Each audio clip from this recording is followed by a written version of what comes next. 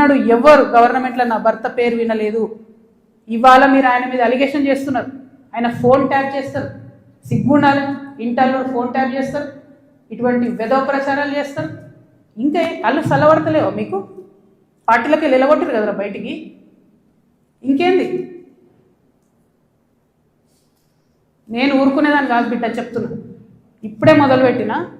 మీరు Saint Gobain సంగతి చెప్పండి. వాసవికి ఇచ్చినటువంటి 100 భూములు ఉన్నాయి. ఇవాళ గవర్నమెంట్ని, కాంగ్రెస్ గవర్నమెంట్ అంటున్నారు కదా మీరు, హిల్ట్ పాలసీ పెట్టి దారాదత్తం చేస్తున్నారని. దానికి కిటికీలు తెరిచింది ఎవరు? దానికి బీజం వేసింది ఎవరు?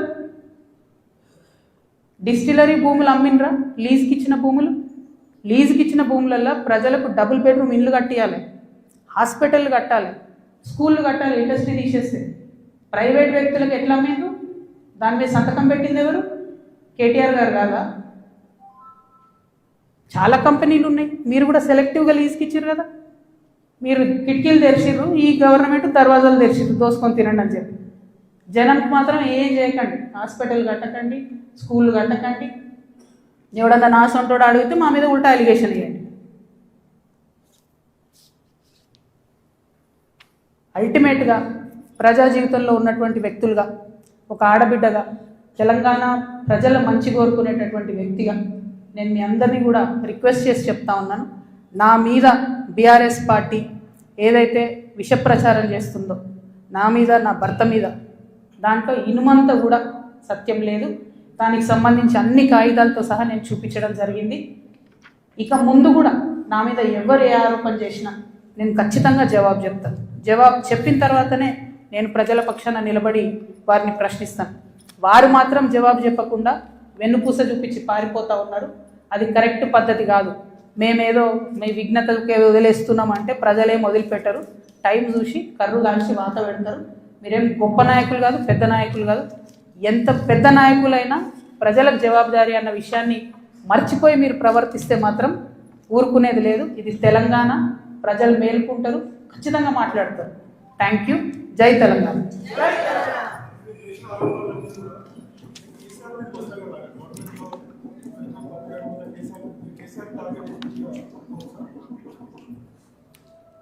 చూడు బ్రదర్, చాలా మిస్టేక్స్ జరిగినాయి బీఆర్ఎస్ గవర్నమెంట్లో. ఆ విషయాలన్నీ ఇప్పుడు నేను జనంబాటలో తిరుగుతుంటే ప్రజలు వచ్చి నాకు చెప్పేటటువంటి దాంతో, వాళ్ళు ఇస్తున్నటువంటి విజ్ఞప్తులతోనే అర్థమవుతుంది. నేను మళ్ళీ చెప్తున్నా, ఎంత పెద్ద నాయకుడైనా ప్రజలకే జవాబుదారు. 100కి 100% ప్రభుత్వం నుండి లీజుకి ఇచ్చినటువంటి ఇండస్ట్రియల్ ల్యాండ్స్ సెలెక్టివ్గా వ్యాపారవేత్తల కోసం బీఆర్ఎస్ గవర్నమెంట్లో సంతకాలు పెట్టి మరి ఆనాడే ప్రైవేట్ వ్యక్తులకు దారాదత్తం చేశారు. ఆ సంతకాలు పెట్టింది ఎవరు, పెట్టించడం వెనుకుందెవరు, అది time has to decide. Congress government ఏంది, చాలా ఆరోపణలు చేస్తున్నారు. రేవంత్ రెడ్డి గారు అయితే చాలా ఏమంటారు, రేపు పొద్దుగాలనే నేను వీళ్ళందరినీ జైలు వేస్తా అన్నట్టు ఏదో బీఆర్ఎస్ అంతా అవినీతిమయమని చిత్రీకరించి వచ్చారు. ఆయన ఎక్కడ ఏం చేయట్లేదు. ఎందుకు చేయట్లేదు? బీఆర్ఎస్ వాళ్ళు వేసినటువంటి దొంగదారులను కాంగ్రెస్ రహదారులుగా మారుస్తుంది. వాళ్ళు ఎవరైతే ప్రైవేట్ వ్యక్తులకు ఇచ్చిరో మళ్ళీ అదే కంపెనీలతో వీళ్ళు అండర్స్టాండింగ్ పెట్టుకుంటారు, వాళ్ళతో మాట్లాడతారు.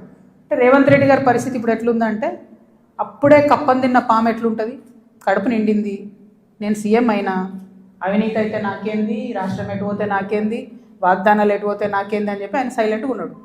ఆయనకి ఈ బీఆర్ఎస్ పార్టీలో జరిగినటువంటి వ్యాపార లావాదేవీలకి అవుట్ రైట్గా సంబంధం ఉంది కాబట్టి వాళ్ళు సైలెంట్గా ఉంటారు. So let time decide. ఎప్పుడన్నా ఎవరైనా ఎంక్వైరీ చేస్తే డిసైడ్ అయితే చూద్దాం. ఏమీ కాకపోతే నాకెప్పుడో ఒకసారి టైం వస్తుంది కదా, దేవుడు దయ ఉంటే నేను ముఖ్యమంత్రి అయితే కదా ఒకనాడు.